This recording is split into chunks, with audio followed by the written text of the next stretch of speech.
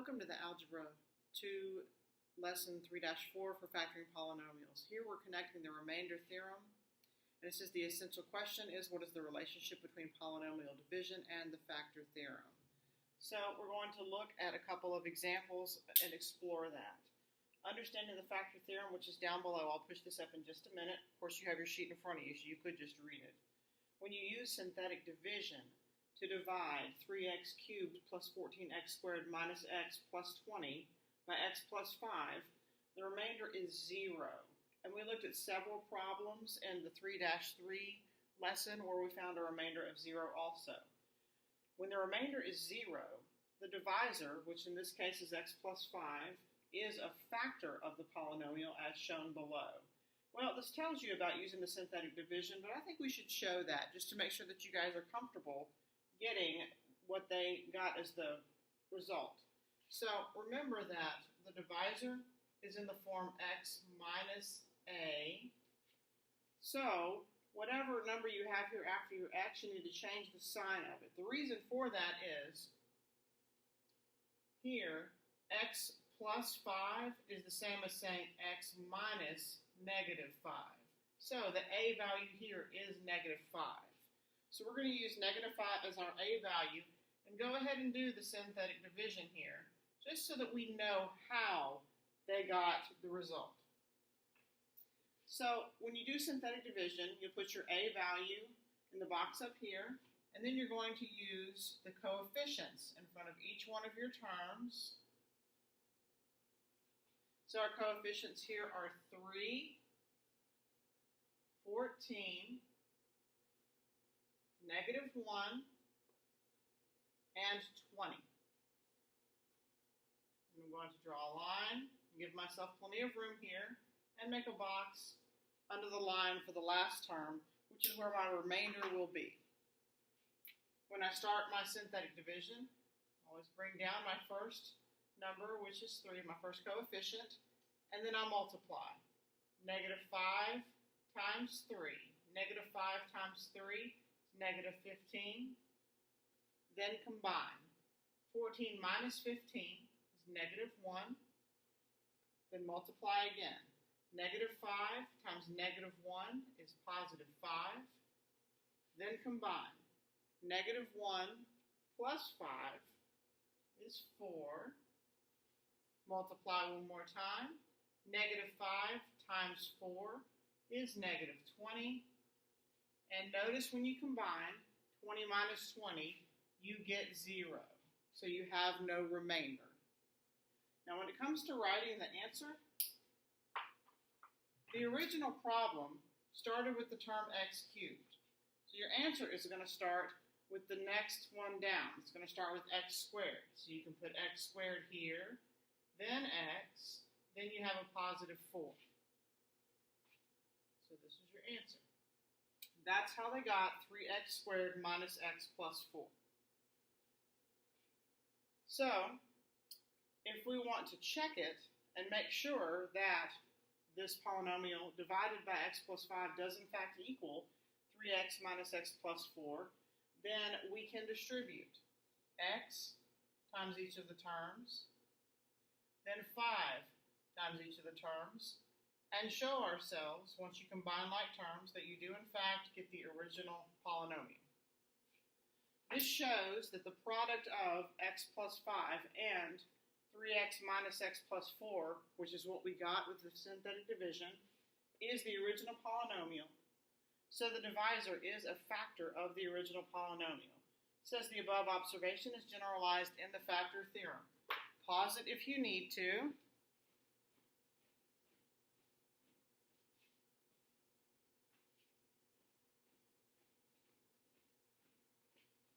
Sorry, I left the eraser across the room.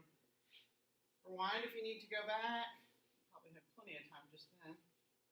Get all that work on your paper. I'll be looking for that synthetic division on your papers when I'm checking this. And there's the factor theorem. You can still see that. The factor theorem, for any polynomial, p of x, x minus a is a factor if and only if, basically, that the remainder is 0. So, if you substitute this a value in for x, then you get 0. So example 2 says, using that factor theorem, we're going to show that x minus 4 is a factor of this polynomial. Then we'll write p of x as the product of x minus 4 and another factor, just like we did up above. And yes, we did skip example 1. I didn't even put it on the worksheet. As long as you have the correct and current worksheet. So example 2. Here we're going to evaluate p of 4 by using synthetic substitution and complete the process at the right. If x minus 4 is the factor that we're working for, and this is in the form x minus a, then the value of a is 4. So I'm putting that in the box, and then I'm going to execute my synthetic division. Go ahead and try it. Pause the video, try it, and see if you come out with what I'm going to come out with.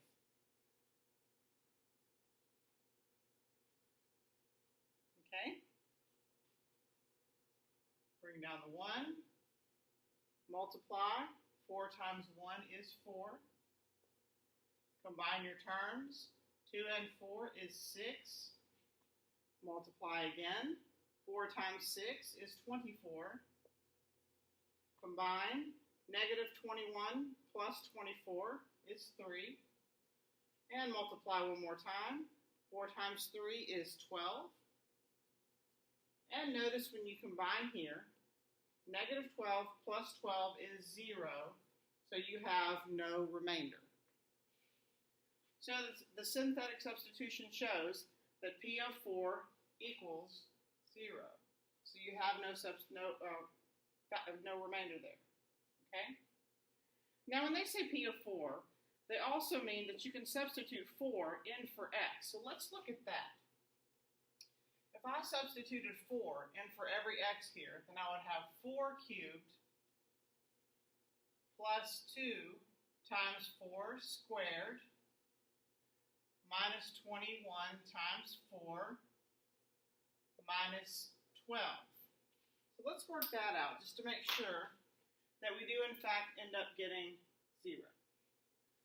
4 to the third power. 4 times 4. You may not be able to see that, times 4. 4 times 4 is 16, times 4 is 64. So 4 to the third power is 64. Now we have 4 squared here, which is 16, times 2 is 32. Now I have negative 21 times 4, which is negative 84. And then I bring down my minus 12. By the way, if you have trouble hearing me in the video, some of you have said that, if you'll put in earbuds, that will help make it more clear. So when I combine my terms here, 64 plus 32 is 96. If I subtract 84 from 96, I get 12. Minus 12 is 0. So p of 4 is in fact 0. Because of that, we know that x minus 4 is a factor of p of x. So it says to write the polynomial as a product of x minus 4 and the quotient. This being the quotient once we put the variables back in place. Your original polynomial started with x to the third, so your answer will start with x to the second. If I substitute those back in here and put my positive and negative symbols in place, then I can see what my quotient is going to be. Since x cubed plus 2x squared minus 21x minus 12 divided by x minus 4 equaled x squared plus 6x plus 3, which I got from my quotient right here, brought that down from the synthetic division, then p of x, which is that original equation, equals x minus 4 times x squared plus 6x plus 3.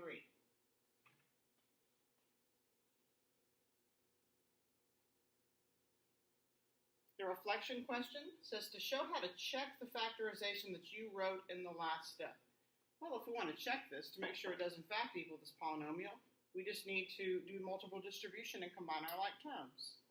So let's do that. we've got x minus 4 times x squared plus 6x plus 3. So I'm going to do multiple distribution. Distribute the x to all three pieces. Then I'm going to distribute the negative 4 to all three pieces and combine my like terms. X times x squared is x to the third power. X times 6x is 6x squared. X times 3 is 3x. Negative 4 times x squared is negative 4x squared. Notice I'm lining up my like terms. Negative 4 times 6x is negative 24x. And negative 4 times 3 is negative 12. When I combine my like terms, I get x cubed. 6x squared minus 4x squared is 2x squared. And 3x minus 24x is minus 21x. And then bring down your negative 12. You should still be able to see that. Notice that the product that you got here is the same as the original equation.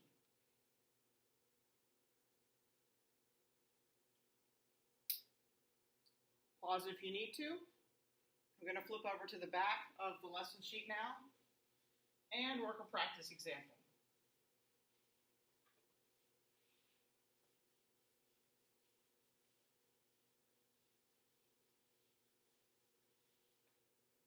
On the back.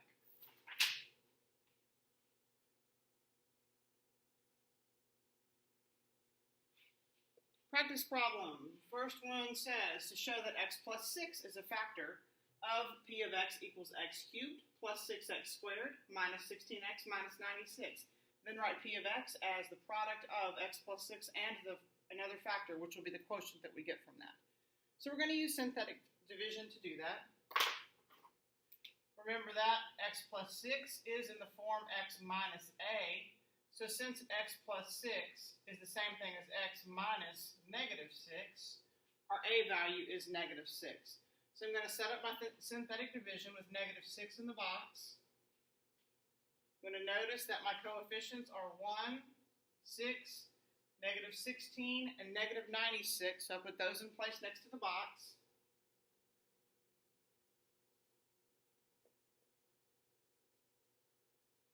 Draw my line and create my remainder box. Start by bringing down the first coefficient, which is 1, and multiply. Negative 6 times 1 is negative 6. Combine. 6 minus 6 is 0. Multiply. Negative 6 times 0 is 0. Combine. Negative 16 plus 0 is negative 16. And multiply one more time. Negative 6 times negative 16, you guessed it, 96. And notice when you combine, you have a remainder of 0. So if you put your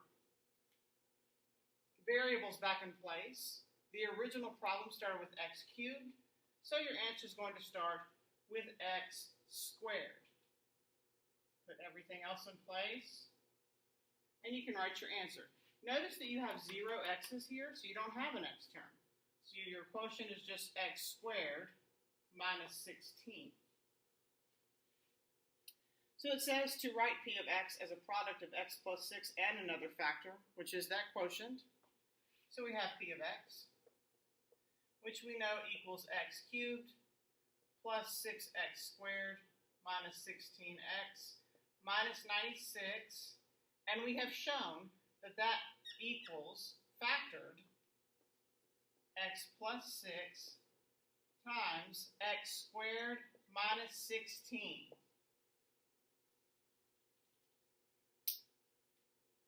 So it says to factor that polynomial completely, meaning write it as a product of linear factors and describe the strategy that you used. So hopefully you notice that this x minus 16 is a difference of squares. So we're going to state that. x squared minus 16 is a difference of squares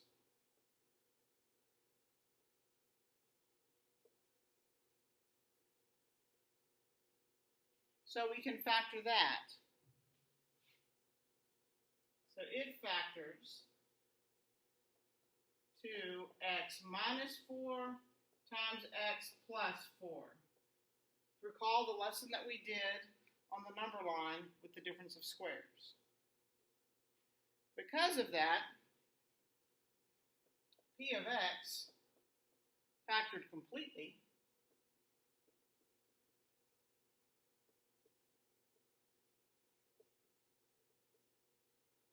is x plus 6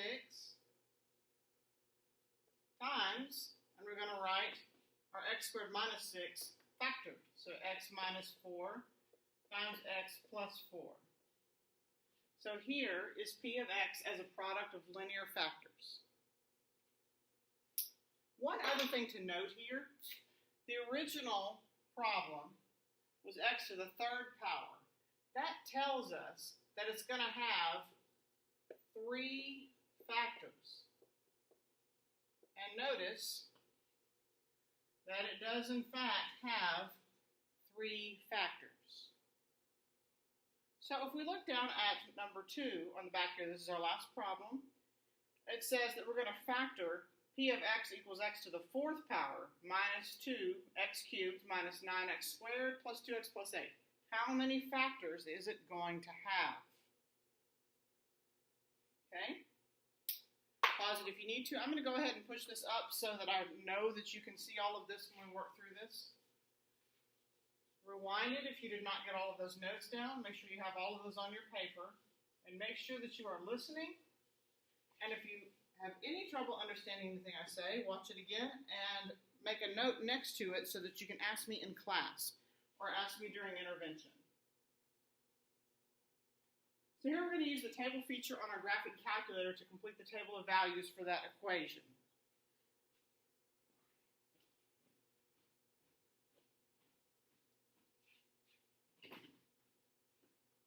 We'll see if I can show you the graphic calculator well enough for you to see it. I'll also show you this in class. But when you power your graphic calculator on, remember that you have y equals where you can type an equation in there. Go ahead and type the entire equation in there. So I'm typing in x raised to the fourth power.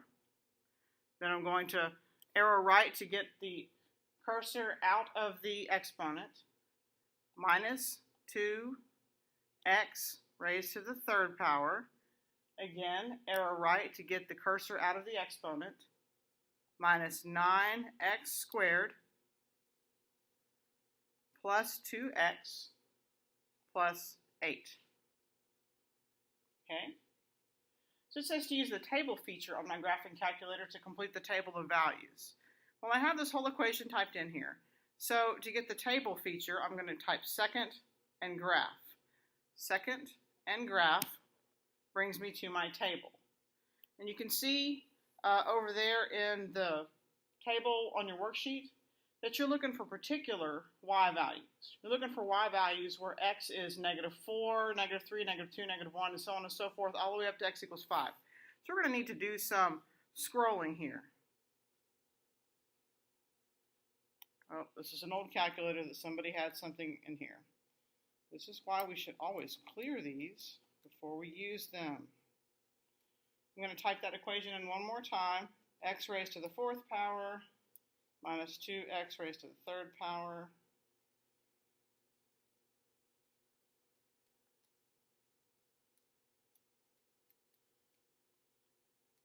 minus 9x squared plus 2x plus 8. All right. Now when I bring up my table, it starts with 0 for my x values, which is more what we want to look at. But we need some negative x values also. So I'm going to arrow up and find some negative x values. This starts with, the table on our worksheet starts with x equals -4. So I'm going to start with those values here. And I'm going to plug those in on my table here. I see that where x is -4, y is 240. Where x x is negative 3, y is 56. Where x is negative 2, y is 0. X is negative 1, y is 0. X is 0, y is 8. Just so you know that this is what the calculators say it is. I'm going to show this to you. All right, here we go. So we have negative 4, 240, all the way down so far to x is 0 and y is 8. So I'm going to scroll down and get some more values. Where x is 1, y is 0. Where x is 2, y is negative 24. Grab those last three numbers for me. Where x is 3, y is, look where x is 4, look where x is 5. Okay? So where x is 3, y is negative 40. Where x is 4, y is 0. And where x is 5, y is 168. So some of those seem a little excessive, but we only need some of them. Remember, your solutions are where your x values have a value, but your y value is 0. So how many coordinates do you see where the y value is 0?